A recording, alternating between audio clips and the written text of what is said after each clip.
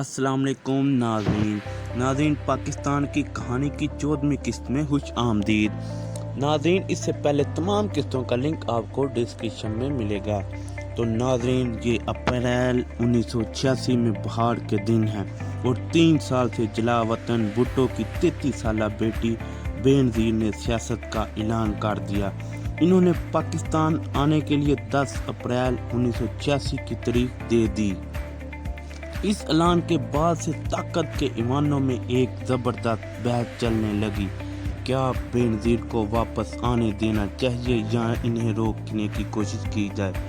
इस बहस में वज़ीर-ए-आज़म जुनेजो ने जनरल ज़िया-उल हक को कायल कर लिया था कि बेनज़ीर के इस्तकबाल को ना रोका जाए, क्योंकि इनको रोकने से आलमी सतह पर ये तासुर जाएगा कि पाकिस्तान में सियासी सरगर्मियों पर पाबंदी है। बेनज़ीर के इस्तकबाल को ना रोकने की एक वजह यह भी थी कि वो भुट्टो की फांसी के 7 साल बाद पीपल पार्टी की हकीकी मकबूलियत का इतराक भी करना चाहते थे। फिर 10 अप्रैल 1986 का दिन आया। बेनज़ीर भुट्टो लाहौर एयरपोर्ट पर उतरी तो हवाई अड्डे के गिर्द लाखों अफराद जमा थे। लाहौर में इतना बड़ा सियासी जुलूस इससे पहले नहीं देखा था। लोगों के हाथों में पाकिस्तान और पीपल पार्टी के झंडे थे और हर तरफ एक ही नारा गूंज रहा था।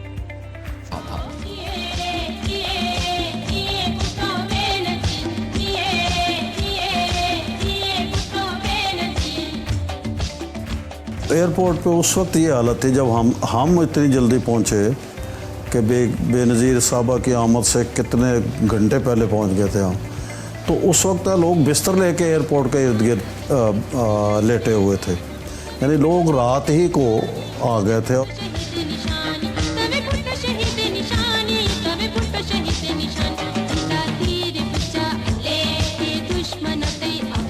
बेनज़ीर का जुलूस एयरपोर्ट से माल रोड से दाता दरबार से होता हुआ मीनारे पाकिस्तान पहुंचा तो दोपहर ढल गई थी।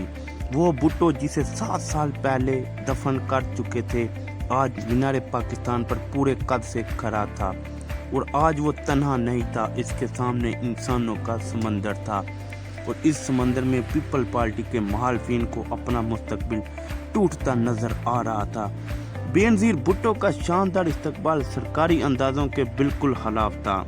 बेनज़ीर को अपने शानदार इस्तकबाल से खुशी तो बहुत हुई, लेकिन असल में मुश्किलात इनके लिए एक नई इब्तिदा भी यही थी। एस्टेब्लिशमेंट ने इनके बढ़ते कदमों को रोकने का फैसला कर लिया था। बेनज़ीर भुट्टो को रोकने के लिए जो इक़दाम किए गए, इनमें सबसे पहले इनकी किरदार कशी की मुहिम शुरू की गई। इनके स्कैंडल्स बनाए गए। लाहौर में अपने इस्तकबाल के बाद बेनज़ीर पीपल पार्टी के रहनुमा फैसल सालेह हयात के घर पर ठहरी थी, इसलिए फैसल के साथ भी इनका स्कैंडल बना दिया गया। हालात में बेनज़ीर की वालदा ने वही किया जो हमारे माशरे में माएँ करती हैं। इन्होंने बेनज़ीर की शादी का फैसला किया। इस दौर में कई लोग भुट्टो खानदान का दामाद बनने के ख्वाब देख रहे थे। बेनज़ीर भुट्टो को फैसल सालेह हयात के साथ शादी का मशवरा भी दिया गया, लेकिन ये बेल मुंडे ना चढ़ सकी। सैयदा आबदा हुसैन लिखती हैं कि फैसल सालेह हयात कम तलीम याफ्ता और बोर किस्म के आदमी थे, इसलिए ये मामला आगे ना बढ़ सका। लेकिन इस दौरान नवाब शाह के घराने का रिश्ता आया। आसफ जरदारी की वालदा अपने बेटे का रिश्ता नुसरत भुट्टो के पास लेकर आई। आसफ जरदारी का इस वक्त कोई सियासी पस मंजर नहीं था, बल्कि नवाज शाह में कुछ साल पहले दिल्ली कौंसिल का इलेक्शन हार गए थे। लेकिन इनका प्रॉपर्टी का बिजनेस दिन दुगनी रात चुगनी तरक्की कर रहा था। नुसरत भुट्टो को ये रिश्ता पसंद आया और 18 दिसंबर 1987 को लिहारी के ग्राउंड में दोनों की शादी हो गई। लेकिन शादी से भी बेनज़ीर की मुश्किलात कम नहीं हुई। इनके मुखालिफिन इनकी छोटी से छोटी कमजोरी से फायदा उठाना चाहते थे, इसलिए बेनज़ीर हर कदम फूंक कर रखती। यही वजह है कि इन्होंने अपनी उम्मीद से होने की खबर मीडिया से भी छुपा ली। लेकिन जनरल ज़िया-उल हक को ये खबर चाहिए थी, क्योंकि इसकी एक अहम सियासी वजह ये थी कि 1988 में जब जनरल ज़िया-उल हक ने जिन्हें जो हुकूमत को बरतरफ किया, तो इन्होंने इलेक्शन की तारीख का ऐलान नहीं किया क्योंकि इन्हें इंटेलिजेंस रिपोर्ट मिल चुकी थी कि बेनज़ीर उम्मीद से हैं। लिहाजा वो अगले इंतखाबात की तारीख ऐसी रखना चाहते थे जिसमें बेनज़ीर ज़चगी के करीब हों और इंतखाबी मुहिम ना चला सकें। इंटेलिजेंस को ये जिम्मेदारी भी सौंपी गई कि वो करीब से करीब दुरुस्त तारीख का पता लगाएं। बेनज़ीर भी इस शरारत को समझ चुकी थी, इसलिए दीले दीले लिबास पहनना शुरू कर दिए ताकि देखने वाले कोई भी अंदाज़ा ना लगा सके। मज़ीद ये कि बेनज़ीर भुट्टो मुख्तलिफ तरीक़ों से ये मशहूर करवा दिया कि वो नवंबर में मां बनने वाली हैं।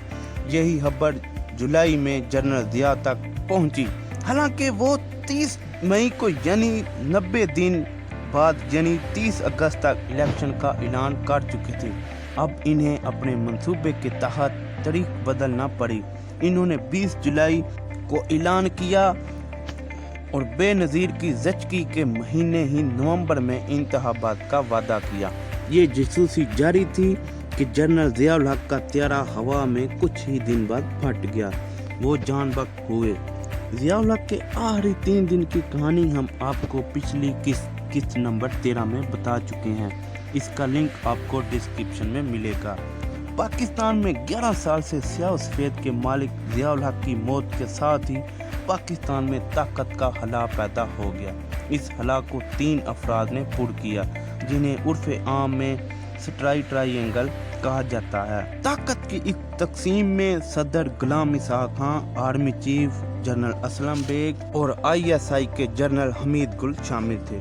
सदर पाकिस्तान गुलाम इसहाक खान ने भी नवंबर में आम इंतखाबात की तारीख बरकरार रखी क्योंकि इन्हें बेनज़ीर के बारे में नवंबर में ही इतला मिली थी, लेकिन ये इतला गलत थी।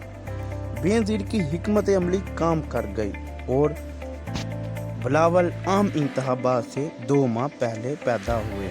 21 सितंबर 1988 को पैदा हुए और बेनज़ीर को इंतखाबी मुहिम चलाने का मौका मिल गया। पाकिस्तान की कहानी जारी है। 1988 के इंतखाबात एक तवील मार्शला के बाद के इंतखाबात थे। हम आपको नवाज शरीफ और बेनज़ीर के इंतखाबी मुहिम के बारे में बताएंगे कि आप इनके पोस्टर देखकर हैरान रह जाएंगे। जाग पंजाबी जाग का नारा किसने लगाया, कैसे लगाया और क्यों लगाया। 1988 के इंतखाबात की कहानी इतनी दिलचस्प है कि एक किस्त में इसका अहाता मुमकिन नहीं। ये भी बताएंगे कि जहाज़ों से पोस्टर क्यों गिराए गए, किस लिए गिराए गए और इनमें किसकी तस्वीरें थी। ये सब जानने के लिए हमारे चैनल को सब्सक्राइब करें और साथ दिए गए बेल आइकन को ज़रूर प्रेस करें ताकि आप तक हमारी किस्त आसानी से पहुंच सके। लाइक, शेयर और कमेंट ज़रूर करें ताकि इसी सूरत ये सिलसिला जारी रहेगा और हम बेहतर से बेहतर बनाते चले जाएंगे। इजाज़त दीजिएगा, मिलते हैं इंशाल्लाह अगली किस्त में। अल्लाह हाफिज़।